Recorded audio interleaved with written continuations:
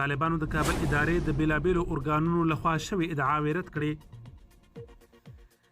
طالبانو د کابل ادارې د بیلابیلو ارګانونو لخوا شوې درې پرلپسې ادعاوې رد او ناسمې وبللې او په اړه یې وضاحت او سپیناوی کړی دی. لومړی د ملي امنیت ریاست ادعا وکړه چې ګواکې د کابل په شکردره ولسوالۍ کې د داعش ډلې او د حقاني شبکې ګډ پټنځای او ګڼ شمېر مهمات له منځه وړي دي. طالبانو د ملي امنیت دغه ادعا ناسمه او پروپاګند بللې ده.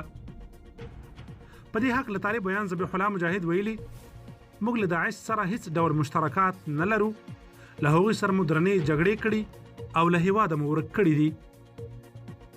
دغه راز د کابل ادارې د ملي او دفاع وزارت ادعا کړې چې هلمند کې د طالبانو لخوا د هغه ویجاړ شوي سړک بیا رغونه پیل شوې چې طالبانو تخریب کړی و.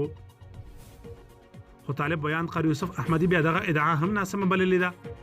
نوموړي زیاته کړې یا د سیمه د جګړې کرښه ده، هلته د دښمن د تحرکاتو په وړاندې ماینونه ځای پر ځای شوي چې طبعا د سړک ځینې ځایونه به یې خراب کړي وي، مګر د سړک د اړولو راپورونه د دښمن پروپاګند دی. بل پلو ځینو حکومتي منابعو خبر ورکړی و چې طالبانو په کندوز ولایت کې یو شمېر ونې پرې کړي دي. طالبانو یې د وضاحت په ډول ویلي چې دا کار د برېښنا شرکت په غوښتنه د خلکو په موافقه او مرسته په هغو ځایونو کې شوی چې د برق له پایو او لاینونو سره تصادم کوي. د دوی په خبره دا ونې د برقونو د شارټ او په سیمه کې د برق د قطع کېدو سبب ګرځېدي، ځکه یې په وړاندې یاد اقدام کړی دی.